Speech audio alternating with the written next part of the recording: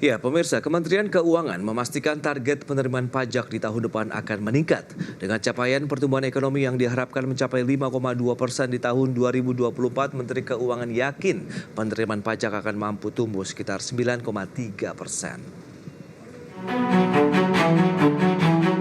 Demi menopang target pertumbuhan ekonomi 2024 sebesar 5,2%, pemerintah menargetkan penerimaan pajak dalam rancangan anggaran pendapatan dan belanja negara atau RAPBN 2024 dapat tumbuh 9,3%. Dengan pertumbuhan tersebut, penerimaan pajak diharapkan akan mampu mencapai 1.986,9 triliun rupiah. Menteri Keuangan Sri Mulyani Indrawati menyebut target tersebut akan didorong melalui sejumlah langkah reform seperti pemaduan NIK dan NPWP, optimalisasi pengawasan high wealth individual, penerapan core tax system hingga kerjasama global dari sisi perpajakan. Sri Mulyani pun berharap dengan adanya pertumbuhan ekonomi 5,2% maka tax ratio juga akan semakin meningkat. Apalagi pada tahun depan penerapan perangkat regulasi undang-undang harmonisasi peraturan perpajakan diharapkan akan berjalan penuh. Kita akan melakukan beberapa pembangunan reform core tax, kepatuhan dengan menggunakan integrasi teknologi, joint program supaya penerimaan semakin konsisten antar berbagai sumber, baik pajak, bea cukai, dan PNBP, dan melaksanakan undang-undang harmonisasi perpajakan kita. Selain mendorong penerimaan pajak, Menteri Keuangan memastikan bahwa tahun depan pemerintah juga akan tetap memberikan insentif fiskal yang terarah dan terukur. Hal tersebut untuk mendukung transisi ekonomi hijau termasuk insentif untuk membangun ekosistem kendaraan listrik. Jakarta, Raharjo Patmo, IDX Channel.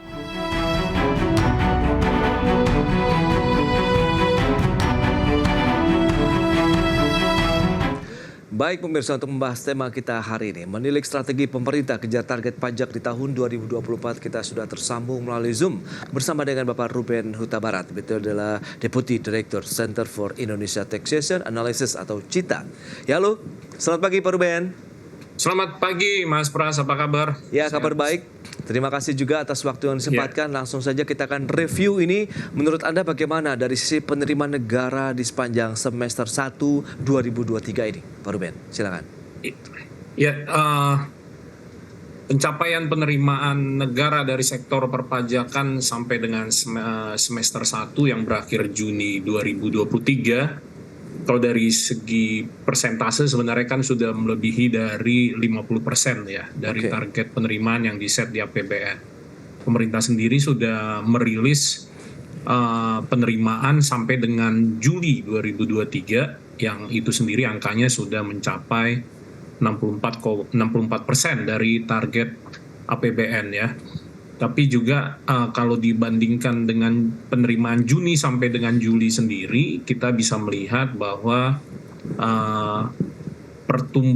target pertumbuhannya sendiri mengalami perlambatan ya.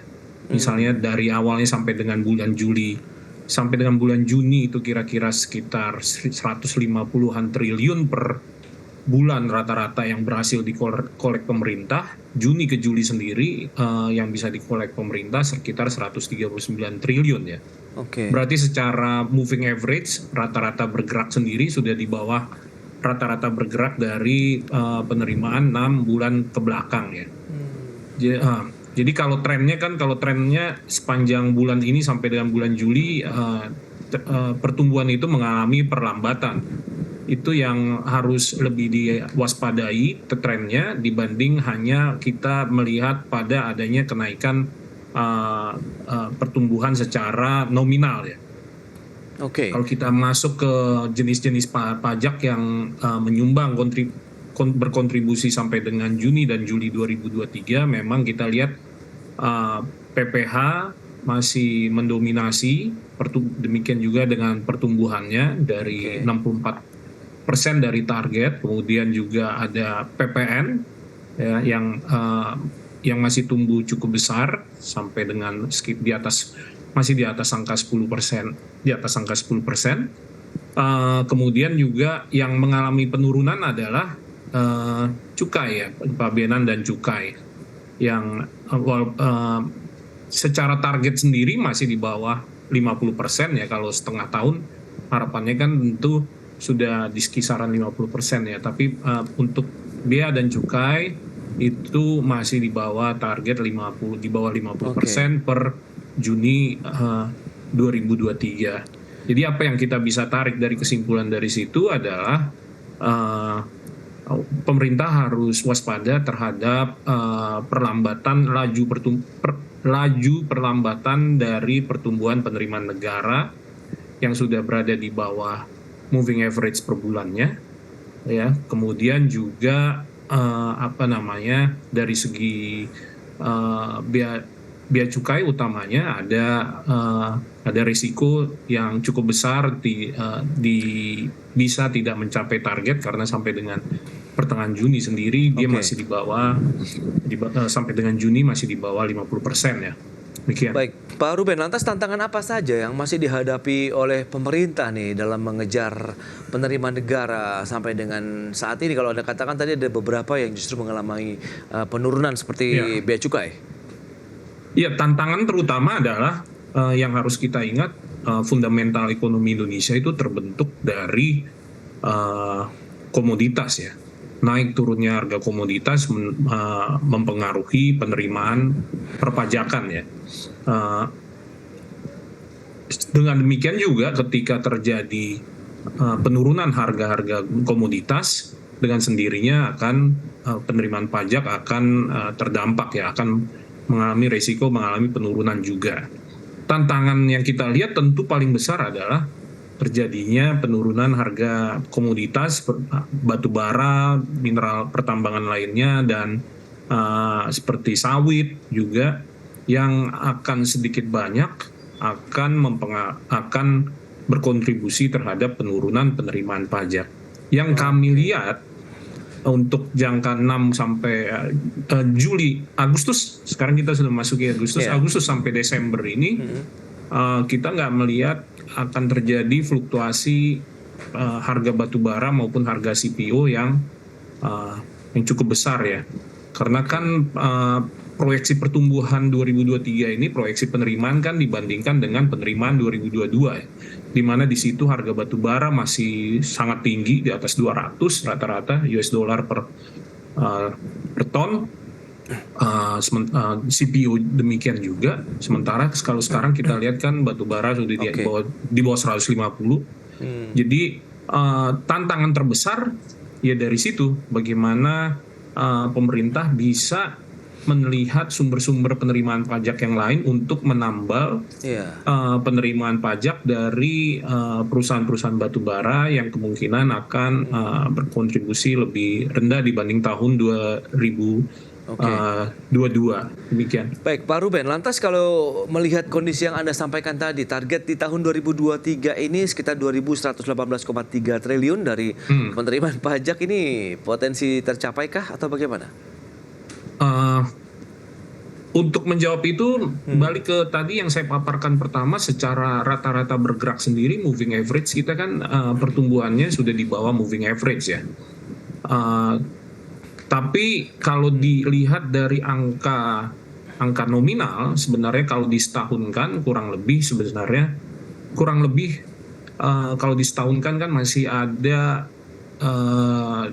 kemungkinan di bawah target sekitar 5% ya. Namun kalau kita gabungkan dengan fakta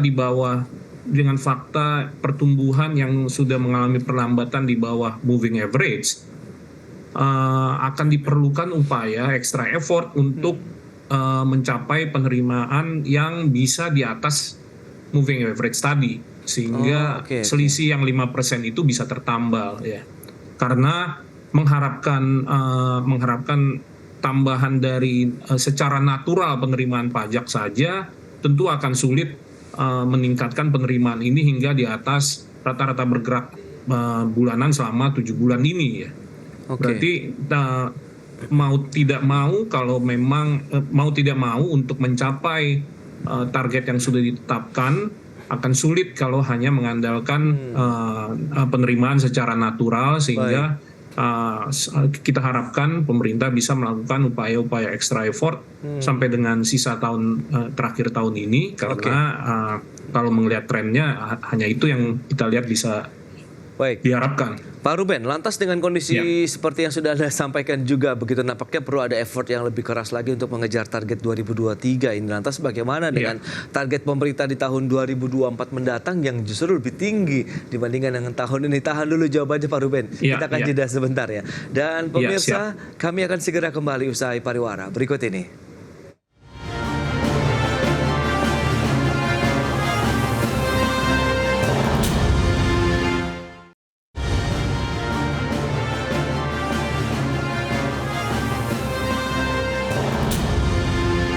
Anda masih menyaksikan Market Review. Pemirsa, berikut ini kami sampaikan data untuk Anda terkait dengan target penerimaan negara di tahun 2024 mendatang. Ya, data selengkapnya bisa Anda saksikan di layar televisi Anda. Kita lihat dari sisi target penerimaan perpajakan, ya, ditargetkan sekitar 2.307,8 triliun rupiah. Sementara untuk penerimaan negara bukan pajak (PNBP) sekitar 473 triliun rupiah, kemudian hibah 0,4 triliun rupiah. Selanjutnya, target belanja negara di tahun 2024 untuk pemerintah pusat 2.307,8 triliun, kemudian transfer ke daerahnya 473 triliun rupiah. Baik, kita akan lanjutkan kembali perbincangan bersama dengan Bapak Ruben Hutabarat, Deputi Direktur Cita. Ya, halo Pak Ruben, kita lanjutkan kembali. Nah, bicara mengenai data tadi yang sudah disampaikan, lantas bagaimana potensi 2024 begitu, dengan di tahun 2023 saja kita harus melakukan effort yang lebih keras lagi. Anda melihat bagaimana dengan target 2.300-an triliun dari penerimaan pajak tahun depan? Ya, jadi yang kami lihat di tahun 2024 ada variabel-variabel yang akan dimiliki pemerintah yang tidak ada di 2023 ya. Seperti pertama, pemerintah rencananya akan menerapkan, mengimplementasikan core tax system, ya. Di mana di situ semakin banyak data wajib pajak yang dikumpulkan oleh pemerintah dan juga diolah dan dapat dimanfaatkan untuk direalisasikan sebagai penerimaan pajak, ya, sesuatu yang belum ada di tahun 2023 ini. Kemudian juga pemerintah juga yang kami ketahui mencanangkan joint program dengan beberapa instansi dalam rangka pemanfaatan data, ya. Memang tulang punggung dari penerimaan pajak sebenarnya efektivitas penerimaan pajak kan seberapa banyak data yang bisa di-collect oleh pemerintah dan dimanfaatkan. Semakin sedikit data yang dimiliki oleh pemerintah, semakin sulit pemerintah untuk melakukan upaya penegakan hukum, dan wajib pajak juga akan semakin enggan meningkatkan kepatuhan perpajakannya, ya. Jadi dengan demikian diharapkan dengan kesadaran wajib pajak bahwa pemerintah kembali mempunyai tools tambahan untuk mengetahui profil wajib pajak dan berapa seharusnya pajak yang dibayarkan oleh wajib pajak tersebut dengan diimplementasikan core tax system, wajib pajak sendiri akan meningkatkan kepatuhan secara sukarela dari wajib pajak dengan mengetahui bahwa pemerintah akan memiliki tools untuk melakukan penegakan hukum apabila kepatuhannya tidak dilaksanakan. Demikian, Mas Pras. Baik, tapi kalau dilihat dengan proyeksi di tahun depan begitu, penerimaannya kan nampaknya sektor perpajakan begitu yang dikencangkan dibandingkan dengan tadi ada BNPB, kemudian hibah begitu, Pak Ruben. Nah, strategi seperti apa sih kalau memang kita tahu ini kan tahun politik juga nih 2023, 2024 begitu. Apakah kita bisa mengencangkan juga ini target-target itu, kemudian effort-effort yang perlu dilakukan oleh pemerintah? Kalau secara hipotetis sebenarnya dilihat dari tax ratio kita yang masih di bawah 10%, ya. Dengan target pemerintah juga yang di tahun 2024 masih di bawah 10%, di kisaran 9,9%. Sebenarnya pemerintah kan masih punya ruang yang cukup besar untuk meningkatkan penerimaan negara kalau dibandingkan dengan tax ratio negara-negara tetangga kita ASEAN, ya, yang udah pada kisaran di atas 13% lebih, ya. Yang kami tengarai selisih selisih tax ratio kita dibandingkan dengan negara tetangga itu sebenarnya kan lebih karena rendahnya adanya potensi pajak yang bocor yang tidak terkolek, baik karena wajib pajak tidak melakukan kewajiban pajakan sepenuhnya ya. Nah, tapi kembali ke namun kebocoran itu tidak lain upaya yang paling efektif adalah dengan melakukan penegakan hukum ya. Kalau kita melihat sampai dengan saat ini kita masih berkutat pada angka di bawah 10% terus ya. Berarti kan kebocoran itu yang kebocoran itu terus-menerus terjadi yang belum tertambal ya. Namun penegakan hukum sekali lagi kalau dilakukan di 2024 tentu pemerintah harus berhitung karena ini tahun politik ya. Tentu semua stakeholder yang akan bertarung dalam tahun politik itu sendiri tentu akan sebisa mungkin menarik simpati masyarakat untuk dapat memperoleh suara rakyat ya. Dengan kata lain adalah upaya penegakan hukum secara historis pada tahun-tahun pemilu kita lihat akan sedikit banyak akan mereda ya, untuk menghindari kegaduhan di level masyarakat pembayar pajak ini ya. Jadi kalau menurut kami sepertinya juga di tahun 2024 kita tidak akan jauh-jauh, tax ratio kita tidak akan jauh-jauh, syukur-syukur masih bisa menembus angka psikologis di atas 10%. Ya, walaupun secara hypothetically ruangnya masih cukup besar, namun akan terganjal di tahun politik ini upaya penegakan hukum akan mungkin lebih direda ya oleh otoritas. Demikian. Dari pandangan Cita sendiri bagaimana dengan insentif pajak yang diberikan begitu? Tadi sudah ada data juga, kayaknya kita lihat ini sektor industri pengolahan ini salah satu sektor penerimaan manfaat dari belanja perpajakan di tahun 2022 kalau ada data tadi yang sudah disampaikan begitu. Di mana ini sekitar 22,6%, pertanian, kehutanan dan perikanan 13,6%, jasa keuangan dan asuransi 13,7%. Nah, ini bagaimana dengan insentif yang diberikan, kemudian kita coba sandingkan dengan potensi penerimaan pajaknya sendiri nih, Pak Ruben. Iya, betul. Insentif-insentif perpajakan kalau dibagi per sektor industri, memang seperti yang Mas Pras sampaikan tadi ya. Namun kalau kita pilah berdasarkan tujuan kebijakannya, sebenarnya 50% lebih dari insentif perpajakan yang diberikan oleh insentif atau belanja perpajakan yang diberikan oleh pemerintah itu lebih pada akhirnya ditujukan kepada masyarakat dan dikonsumsi oleh masyarakat ya. Otomatis dengan sendirinya efek multipliernya ketika itu lebih ke konsumsi sebetulnya kan kurang dapat diharapkan ya. Insentif belanja perpajakan apa sih yang tujuannya ke meningkatkan kesejahteraan masyarakat, yaitu antara lain PPN yang dibebaskan atas produk-produk bahan kebutuhan pokok misalnya. Kemudian juga pembebasan tarif PPh yang lebih rendah untuk UMKM. Itu porsi yang paling besar memakan insentif belanja perpajakan kepada yang diberikan oleh pemerintah. Namun juga ada sebetulnya insentif belanja perpajakan yang masih dimasukkan sebagai belanja perpajakan yang menurut kami mungkin bisa tidak dimasukkan dalam perhitungan itu ya. Contohnya adalah fasilitas pembebasan PPh atas dividen yang diterima oleh wajib pajak dalam negeri. Kalau itu sendiri dikeluarkan, mestinya besaran angka insentif belanja perpajakan sendiri bisa menurun ya. Jadi secara nominal belanja perpajakan kita memang terus mengalami kenaikan, ya, yang menurut kami juga seharusnya ditekan ya. Insentif belanja perpajakan tersebut karena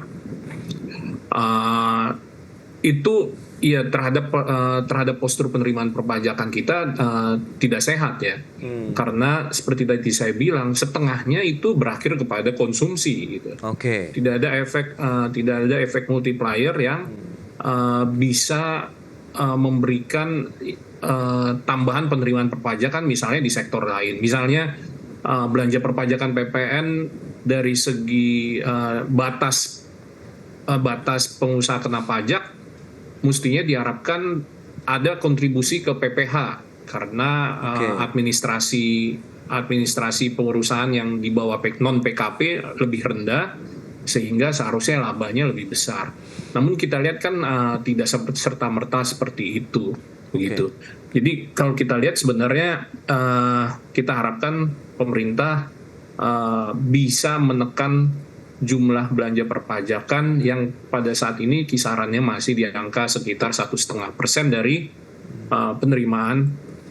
total penerimaan pajak ya. Iya. Kalau kita lihat berdasarkan jenis pajaknya, nilai belanja perpajakan masih didominasi oleh PPN dan juga PPNBM ini, Pak Ruben. Nah, ini apakah memang lagi-lagi insentif yang memang diharapkan adalah multiplier efeknya begitu? Kalau misalnya sektor industri nanti yang menerima insentif PPN, PPNBM begitu kan, kita tahu ada otomotif di sana, kemudian sektor properti begitu, Pak Ruben.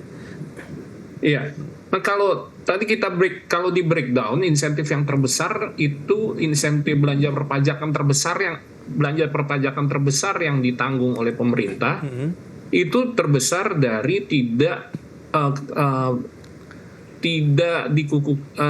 dari batas pengukuhan pengusaha kena pajak yang saat ini sebesar 4,8 miliar. Jadi kalau perusahaan wajib pajak mempunyai peredaran usaha di bawah 4,8 miliar itu dia tidak wajib memungut PPN. Oke.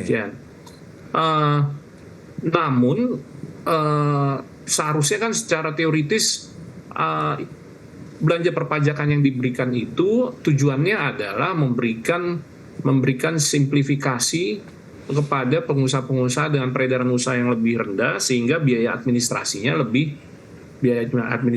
juga lebih rendah ya. Untuk mengadministrasikan kewajiban PPN apabila dia dikukuhkan sebagai PKP. Yang harapannya adalah biayanya rendah, tentu labanya lebih tinggi. Tapi kan dalam waktu yang sama wajib pajak yang memiliki omset di bawah 4,8 ini rata-rata juga dikenai pajak bukan atas laba, tapi atas peredaran usaha sebesar 0,5%. Jadi tidak ada trade off dari pemberian belanja perpajakan dari segi batas PPN yang ditetapkan sedemikian tinggi ya. Di negara-negara tetangga kita juga omset batas PKP itu tidak sebesar yang ada di Indonesia saat ini. Demikian. Nah, lantas bagaimana optimisme Anda untuk penerimaan pajak di tahun 2024 mendatang begitu? Apakah optimis tercapai? Apakah lebih berat lagi dibandingkan dengan tahun ini? Kalau dengan asumsi pertumbuhan ekonomi yang sudah diumumkan oleh pemerintah di kisaran 5,2%, di nota APBN yang sudah disampaikan, kami melihat target penerimaan pajak yang ditetapkan oleh pemerintah di 2024 itu pada level yang optimis ya. Pada level yang optimis, dengan demikian resiko shortfall juga lumayan ada di situ, gitu. Karena namun juga dengan asumsi yang pertama adalah harga komoditas kita tidak akan beranjak jauh dari saat ini ya, komoditas batu bara, pertambangan mineral dan pertanian ya. Jadi pertumbuhan tidak ada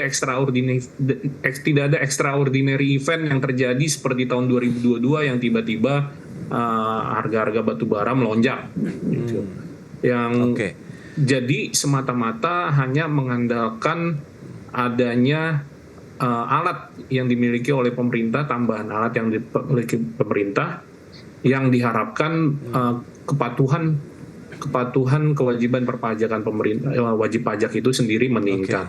cukup realistis kita lihat karena gap yang terjadi antara potensi tax ratio terhadap realisasi tax ratio saat ini memang kan disumbangkan oleh masih adanya ketidakpatuhan wajib pajak yang cukup besar, ya.